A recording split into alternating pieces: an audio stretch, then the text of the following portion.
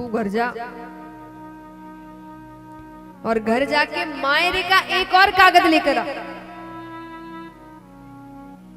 नानी भाई कहती है पिताजी वो जो पहले आया उसको तो भर दो, एक और कागज लेकर आ। नरसी जी कहते लेकर तो आ और ससुराल वालों से कहना कि उस कागज में जितना मायरा होगा मेरे पिता उतना ही भरेंगे। तो आपको भी लग रहा होगा इतना विश्वास, क्या सोच के ये बात बोल रहे हैं? कुछ सोच के नहीं, वो विश्वास तो पहले से उनका भगवान पर था।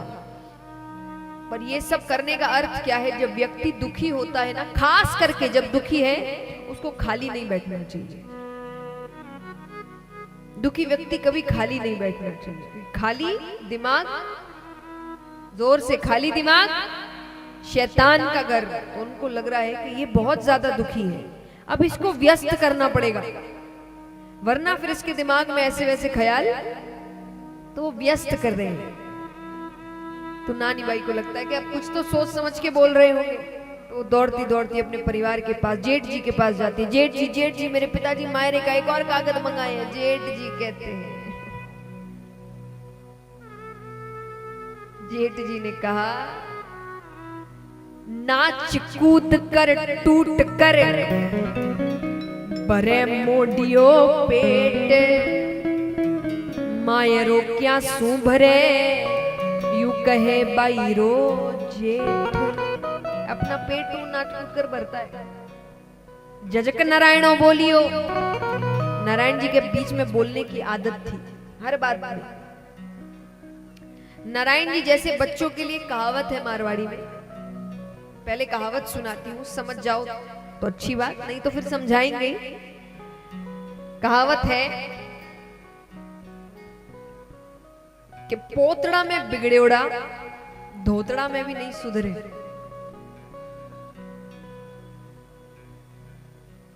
जिनको समझ आया अच्छी बात, जिनको नहीं समझाते हैं। पोतड़ा मतलब जो हगी जाती है ना, पोतड़ा।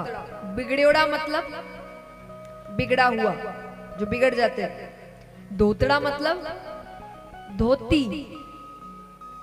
तो पोतड़ा में बिगड़ेड़ा धोतड़ा में भी नहीं सुधरे। कि जो बच्चा उस वक्त बिगड़ जाता है ना, वो फिर जब तक धोती पहनेगा वो तब तक भी नहीं सुधरता। इसलिए कहते हैं बचपन में संस्कार डालो, संस्कार डालो। हम कहते हैं अभी तो बच्चा है, अभी तो बच्चा है, फिर वो ऐसा बच्चा निकलता है। क्योंकि याद रखना, जब कई माँ बाप कहते समझदार हो जाए फिर समझाएंगे, समझदार हो जाए फिर समझाएंगे। अरे समझदार होने के बाद वो इतना समझदार हो जाएगा कि वो आपको समझदार नहीं समझता, इसको कुछ समझ नहीं है। इसलिए संस्कार बचपन में दिए जाते जब वो सब कुछ आपको समझता है कि मुझे जिंदगी की सारी सीख मेरे माँ बाप दे सकते हैं। आप दो बच्चों को लड़ते हुए देखिए, कभी छोटे बच्चे, कि कोई कहेगा कि ऐसा ऐसा होता है, वो कहेगा ऐसा नहीं होता है। उनका अंतिम, कहते हैं ना कि जो बात को बस सच साबित करने वाला वाक्य क्या होता है, कि कोई पूछे कि तुमको कैसे पता, तो कहते मम्मी ने बताया। दूसरा बच्चा भी मान लेता है। ये छोटे बच्चों की बात हो रही है। आप उनके देखिए, उनको कोई बात अगर प्रूव करनी है कि सच है, मम्मी ने बताया, मम्मी कसम। करते थे ना बचपन में सब। इसके बाद कोई और कसम खाने की जरूरत पड़ती थी? लेकिन वो बचपन, क्योंकि उस वक्त माँ बाप ही सब कुछ होते हैं। अगर दुनिया का सारा ज्ञान किसी को है तो मेरे माँ बाप। तो संस्कार उस वक्त दिए जाते हैं, बड़े होने के बाद फिर वो एक कान से सुन के दूसरे कान से निकाल देता है। और मैं आपको साधारण उदाहरण देती हूं जो इस बात को स्पष्ट करता है कि बचपन में बताई गई बातें यहां छप जाती है। कैसे? यहां कितने हैं जिनको अपनी 10वीं 11वीं या 12वीं की पढ़ाई अच्छे से याद है, वर्ड टू वर्ड? किस किस को याद है? हाथ उठाओ। Word to word.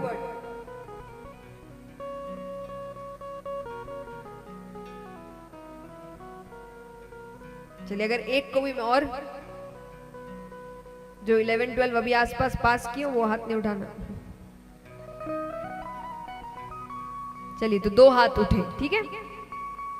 इतने में 2 हाथ उठे। ABCD किस किस को याद है?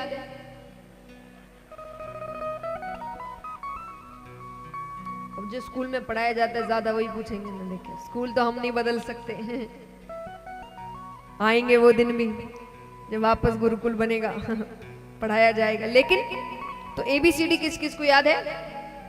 सबको याद है।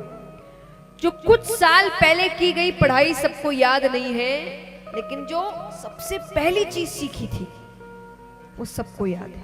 क्यों? क्योंकि वो उम्र है। उस वक्त की कविताएं याद है कि नहीं याद?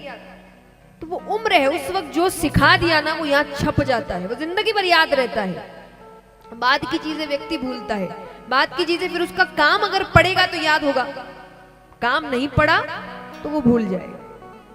इसलिए संस्कार बचपन में दिए जाते हैं ताकि आपके बच्चे नारायण जी जैसे ना बने। तो झजकन नारायणो बोलियो वचन विरोधी रीस, नरसी धरसी थाल में तुलसी बिस्वा बीस। वो कहे भाभी वो मायरा क्या भरेगा, वो थाल में बिस्वा बीस तुलसी गाड़ देगा। नानी बाई कहती जो भी गाड़ लेगा लिखो तो सही, उसने मांगा है तो सोच समझ कर मांगा होगा। फिर पूरा परिवार इकट्ठा हो जाए। परिवार इन सब काम में जब इकट्ठा हो जाते हैं, ऐसे तो इनके एक दूसरे से पटती नहीं है, पर इन तरीके के काम में सब में एकता आ जाती है। फिर पूरा परिवार इकट्ठा हुआ, फिर लिख रहे हैं। पहले तो सिर्फ घर वालों के लिए मांगा था, अब हर किसी के लिए मांग रहे हैं। जो सामने नजर के आ जाए उसके लिए मांगो। लिख ही रहे थे कि सामने से उनका जो द्वारपाल रहता है वो दिख गया तो कहते भाई इसके लिए 2-4 सोने के तीर लिख दो। भाई तीर, सोने के तीर। कोई पड़ोस से आ गया उसके लिए मांग दिया। देवरानी जेठानी ये वो सबके लिए मांग रहे हैं। पत्रिका तैयार हो गई, नानी बाई के हाथ में दी, जाकर पिता को दे दो। नानी बाई कहती है पिताजी इतना मायरा तो आपको भरना ही पड़ेगा, ये आपने खुद ने मांगा है। अब वो पत्रिका बाच नरसी जी तो जो मगन होते हैं, बहुत खुश हुए वो। क्यों? उनका पत्रिका पढ़ने का एक अलग ढंग था। नरसी जी ऊपर क्या लिखा है वो बाच लेते, बाचना माने पढ़ना। ऊपर क्या लिखा है वो बाच लेते, नीचे क्या लिखा है वो बाच लेते, बीच का पढ़ते ही नहीं। सच वैसे ही पढ़ते थे पत्रिका। तो उन्होंने ऊपर लिखकर भेज, सबकी आदत होती है ना, कोई राधे राधे लिखता है, कोई जय श्री श्याम लिखता है, कोई ओम लिखता है। तो उन्होंने लिखकर भेजा था श्याम सुंदर सहाय 6 और नीचे लिखा था नरसी जी के लिए। तो नरसी जी कहते हैं ऊपर नाम मांड्यो जाको, मांड्यो माने लिखा और जाको माने जिसका। चलिए थोड़ी बहुत मारवाड़ी तो मैं आपको सिखा कर जाऊंगी। ऊपर नाम मांड्यो जाको मायरो भरसी, और नीचे नाम नरसी लेरो भजन करसी। राधे राधे राधे गोविंद गोविंद राधे राधे गोविंद गोविंद गोविंद राधे जय जय गोपाल राधे गोविंद राधे जय जय गोपाल राधे गोविंद राधे जय जय गोपाल